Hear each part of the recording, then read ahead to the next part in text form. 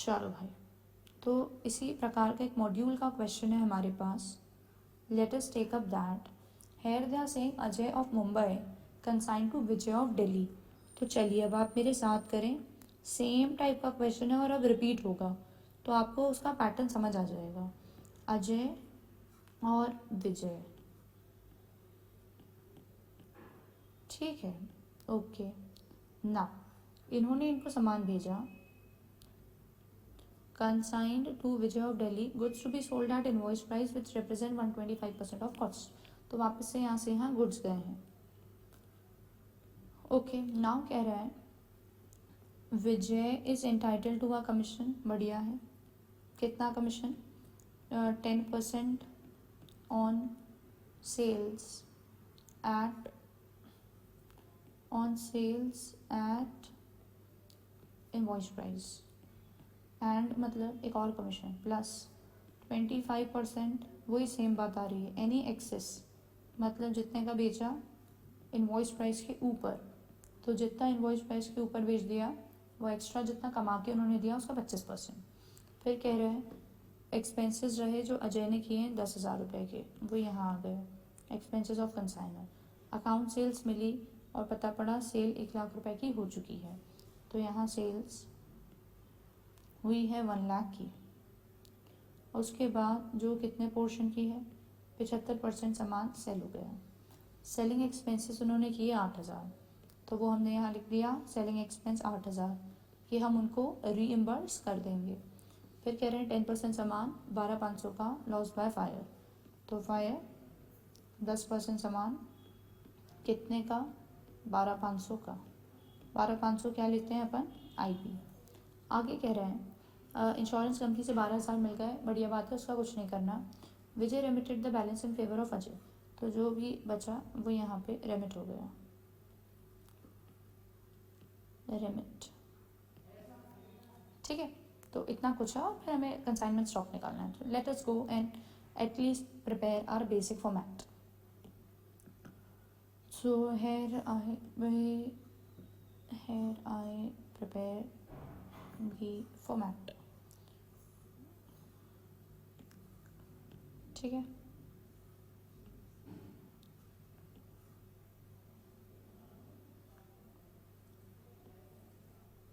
Okay, consignment account हमारा यहाँ मैं लिख रही हूँ डेबिट में 2 goods sent on consignment. Goods sent on consignment. Okay, now we don't know the value कितने का सामान, बट ये पता है IP पे है, तो उसकी अनलोडिंग होगी. तो यहाँ by goods sent on consignment. देखो जो सेम टाइप की चीज़ है रिपीटेटिव, उसको जल्दी करने की आदत रखो. अब इनकी वर्किंग नोट बनेगा ही, तो इन दोनों को फर्स्ट वर्किंग नोट पे फिट इन कर देंगे हम. तो लिख दो वहीं वर्किंग नोट नंबर 1. अब नेक्स्ट हमने लिखा टू कैश, शायद 10,000 रुपये कंसाइनर ने खर्च किए. फिर हमने लिखा 2, कौन है? विजय. विजय को हमें पहले क्या देना है? सेलिंग एक्सपेंसेस देने हैं. कितने के सेलिंग एक्सपेंसेस? उनने 8,000 के थे, तो we write 8,000 in front of Vijay है. उसके बाद एक हमारा आ रहा है ऑर्डिनरी कमीशन, फिर एक आ रहा है हमारा ओवर राइडिंग कमीशन. मैंने थोड़ी सी जगह इसलिए छोड़ के लिखी क्योंकि हमको working note number 3rd place में हम ये निकाल लेंगे. वर्किंग नोट नंबर 3 लिख दिया मैंने, ठीक है. और क्या है? बाय, कौन है? विजय. जितनी सेल हुई उतना पैसा हमें उनसे वसूलना है, तो बाय विजय. बाय विजय के बाद वो सेल्स के रिस्पेक्ट में आ जाएगा बाय लॉस बाय फायर, वो आ जाएगा. फिर बाय कंसाइनमेंट स्टॉक, और फिर उसकी अनलोडिंग के लिए यहाँ आ जाएगा 2 इन्वेंट्री रिजर्व, ठीक है. और फिर जो भी प्रॉफिट लॉस है वो आएगा. अब इनमें से सेल की वैल्यू हमारे पास है जो कि है 1,00,000, तो हम वो भी लिख सकते हैं. बस बाकी सब खाली. इसका भी कैलकुलेशन होगा. मैं वर्किंग नोट नंबर 2 लिख लूँ, इसको वर्किंग नोट 4 लिख देते हैं. 4th प्लेस में लास्ट में इसका कर लेंगे कैलकुलेशन, ठीक है। तो इतना हमने लिखा। Let us go and do the calculation now. So now I am using blue ink, this black ink is not working well. तो ये लिखा मैंने, अरे भाई, working note number 1, calculation of क्या, गुड्स सेंट ऑन कंसाइनमेंट, क्योंकि जो goods भेजे हैं उसकी वैल्यू ही नहीं पता, तो उसको निकालनी है। तो करेंगे क्या, हम कहेंगे कि जो लॉस बाय फायर है उसकी आईपी होगी 10% of goods sent on consignment. तो जो लॉस हुआ है वो 12,500 का है, जो कि ओवरऑल स्टॉक का 10% है। तो जो ओवरऑल स्टॉक है वो कितने का रहा होगा, 12,500 डिवाइड बाय 10%, तो वहाँ से निकल के आ गया 1,25,000। तो 1,25,000 is the IP, it is the IP, it is the invoice price of goods sent on consignment, it is the invoice price of goods sent on consignment. ठीक है, चलिए इसको डाल दें हम पहले ले जाके 1,25,000, 1,25,000। काम नंबर 2 उसी में। नेक्स्ट लाइन में हमने लिखा कि जो आईपी है, क्वेश्चन ने कहा है वो है 125% कॉस्ट की। तो आईपी हमने यहाँ से निकाल ही ली है 1,25,000, जो कि है 125% कॉस्ट की। तो आप डिवाइड में भेजिए तो आपको सामान की कॉस्ट मिल जाएगी, कॉस्ट जो कि कितनी आ जाएगी, 1,00,000। 1,00,000 हो गई आपकी कॉस्ट। तो now we have cost and also you have IP, तो you are able to calculate loading, जो सामान भेजा उसकी, विच इज़ 25,000, विच इज़ 25,000। तो 25,000 लोडिंग मैं डाल रही हूँ यहाँ 25,000, 25,000 क्लियर यहाँ तक? जी मैम। 125 हो तो नेट में 1,00,000 रुपये दिख गए। नाउ नेक्स्ट हम क्या कर लें, let's calculate loss. So I have working note 2, working note number 2, calculation of goods lost by fire. अब उस सामान की इन्होंने हमको क्या दी है, आईपी। तो हमको पता है कि आईपी इज इक्वल टू होता है 125% ऑफ कॉस्ट। उस सामान की आईपी क्वेश्चन ने फरमाई 12,500, जो कि है 125% ऑफ कॉस्ट। तो मैं अपॉन में ले आई तो हमको कॉस्ट मिल जाएगी। तो कॉस्ट आएगी आपकी 10,000। तो वो सामान जब कंसाइनर ने ख़रीदा था तो वो 10,000 का पड़ा, बट वो जला तो कंसाइनी के गोडाउन में है। तो कंसाइनी के गोडाउन तक पहुँचते पहुँचते 2 खर्चे हो जाते हैं। एक आ जाता है proportionate expense paid by consignor, और दूसरे आते हैं डायरेक्ट एक्सपेंस ऑफ कंसाइनी, जो कि क्वेश्चन में है ही नहीं। तो कंसाइनर के खर्चे कितने दिए हैं क्वेश्चन में, 10,000। तो 10,000 तो टोटल सामान का है, बट ये जो जला वो कितना परसेंट पार्ट है, 10% स्टॉक ही जला है ना, 10% ही, 10%। तो उसके रिस्पेक्ट में जो प्रपोर्शनेट खर्चा हुआ होगा वो कितना रहा होगा, 1,000। तो कुल मिला के जो सामान डिस्ट्रॉय हुआ उसके ऊपर हमारे 11,000 रुपये खर्च हो चुके थे, 11,000। ठीक है, तो उसको हम 11,000 करके मेंशन कर दें। 11,000 ये भी ठीक, क्लियर। अब पहुंच जाएं हम कहाँ, कमीशन के कैलकुलेशन पे। तो let's go and calculate our commission. Do I have space है? यस, सो आई डू है working note number 3, calculation of commission. Commission के लिए उन्होंने कहा है कि जो सामान बिका उसकी जितनी आईपी है उसका कुछ परसेंट। तो पहले मैं आईपी निकाल लूँ। तो मैंने कहा कि आईपी ऑफ गुड्स सोल्ड, तो जो ओवरऑल सामान है उसकी आईपी कितनी थी वो हमने फर्स्ट पार्ट में निकाली थी 1,25,000, और बिका कितना परसेंट पार्ट है 75%। तो टोटल सामान की आईपी 1,25,000, 75% सेल हो गया, सो दैट मीन्स 93,750 उस सामान की रही होगी IP. 93,750 must have been the IP of goods sold. ठीक है, तो यहाँ से हमको मिल जाएगा ऑर्डिनरी कमीशन। ऑर्डिनरी कमीशन कितना कहा है क्वेश्चन ने? 10% ऑफ जो गुड्स बिके हैं आईपी बराबर 10%, तो 9375। ये तो एक कमीशन हो गया। Let's go back and right it. 9375 जो सामान बिका उसकी सिर्फ आईपी निकालनी है, उसका 10% ऑर्डिनरी आ जाएगा। ठीक है, दूसरा उन्होंने कहा over riding commission. Over riding वो कितना कहा है? 25%। किसका 25%? जितना एक्सेस में बेचा। तो ओवरऑल सेल्स तो 1,00,000 की हुई, जबकि उस सामान की आईपी केवल 93,750 थी। तो if I am not wrong 6,250 rupees महंगा बेचा जी, उसका 25% इनको मिलेगा 1562.5। तो ये एक और ऊपर से cherry on the cake, main commission तो मिला ही और ये एक्स्ट्रा और मिल गया 1562.5।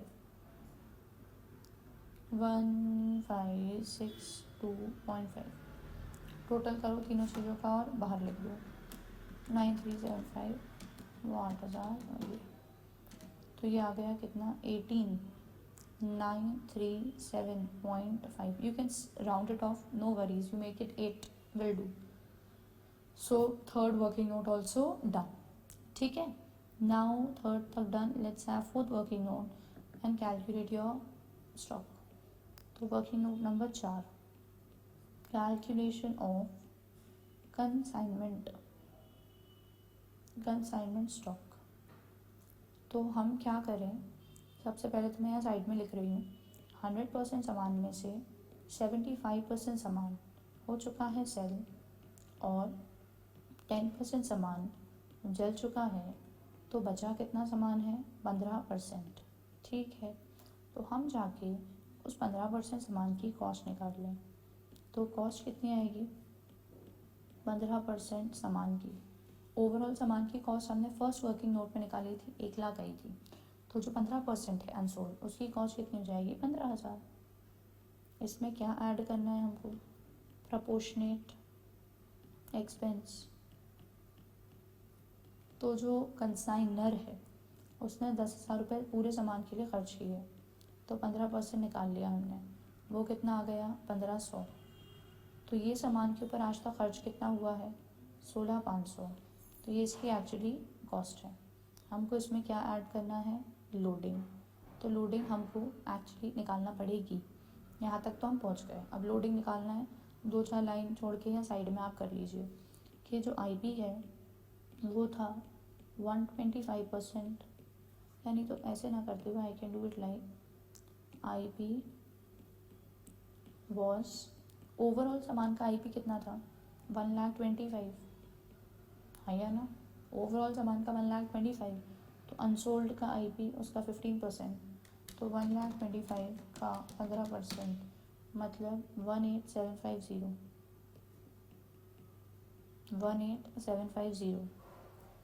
18,750 उसका रहा आईपी। ठीक है, और कॉस्ट की बात करें तो कॉस्ट हमने यहाँ निकाल ही ली थी, कितनी थी 15,000। तो इफ़ यू अंडरस्टैंड लोडिंग, तो कितना बढ़ा के भेजा था 3,750 बढ़ा के भेजा था।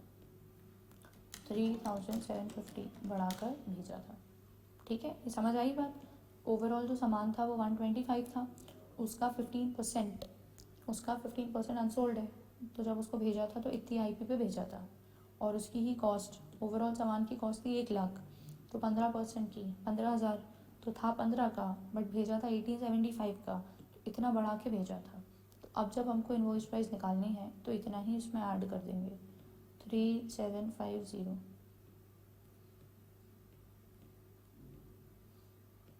तो आ गया 20,250, 20,250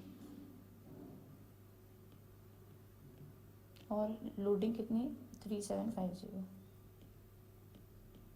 लोडिंग कितनी 3750, वो इन्वेंट्री रिजर्व में लिख देंगे, और कंसाइनमेंट स्टॉक 20,250। देख लीजिए आप ज़रा पूरा। मैंने सबसे पहले कॉस्ट निकाल ली, 1 लाख का सामान, उसका 15%, 1 लाख का सामान, उसका 15%, तो कॉस्ट थी 15,000। प्रपोर्शनेट एक्सपेंस, टोटल खर्चा था 10, 15% ये स्टॉक है, तो इसके रिस्पेक्ट में 1500 स्पेंड हुए होंगे, तो इस पर जो आज तक खर्चा हुआ है वो है 16,500 का। अब निकाल रही हूँ मैं कि जब कंसाइनर ने इसको भेजा था तो क्या आईपी पे भेजा था, तो पूरा सामान उसने 1,25,000 पे भेजा था, तो जो 15% ये वाला सामान है जो बिका नहीं, अनसोल्ड है, उसको कितने पे भेजा था उसने 18,750, जबकि उस टाइम उसका 15,000 की कॉस्ट थी, तो इसका मतलब उसने कितना बढ़ा के भेजा था 3750। तो हाल फिलहाल कॉस्ट बढ़ क्यों गई, क्योंकि सामान अब उसके पास नहीं रह गया, अब गोडाउन में आ गया, तो कॉस्ट बढ़ गई, उस पर खर्चा हो गया ज़्यादा, तो 16,500 तो कॉस्ट हो गई है, और जो लोडिंग उसने जोड़ के भेजी थी वो हमने जोड़ दी, तो हमको आईपी नहीं मिल गई 20,250 की। ठीक है, ओके। अब जाइए और ज़रा निकालिए प्रॉफिट लॉस कितना आ रहा है। मेरे ख्याल से लॉस आ रहा है, करें कैलकुलेशन अपन।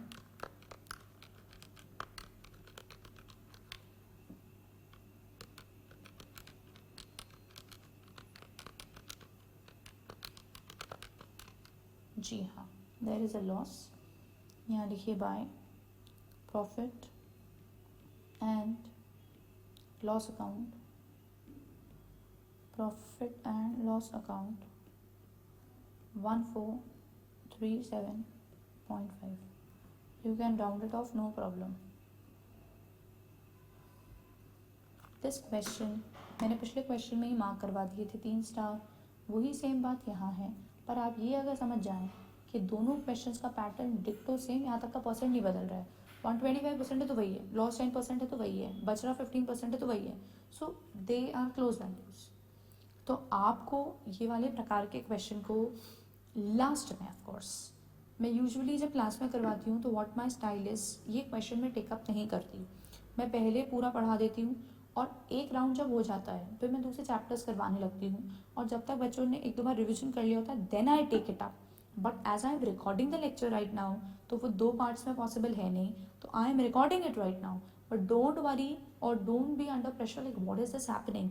पहले इसके पहले की कैटेगरी के, मतलब कल तक वाले जो क्वेश्चन थे उनको एक बार स्मूदन कर लो, वो एक बार हो जाए, फिर इसके ऊपर आ जाओ। ये एक स्पेशल कैटेगरी का क्वेश्चन है, तो बहुत सारा calculation, I know that, but when you are having grip over the purana area, so getting grip on this also is not that tough, 2-3 बार करना पड़ेगा, बन जाएगा। ठीक है, अब मैं तुमको इस जैसा एक क्वेश्चन होमवर्क दे रही हूँ, ऑफकोर्स मैं उसको अगली क्लास में डिस्कस करूंगी, बट मैं होमवर्क इसलिए दे रही हूँ ताकि, था तो यार ऐसा एक और दिख रहा है क्या मेरे को,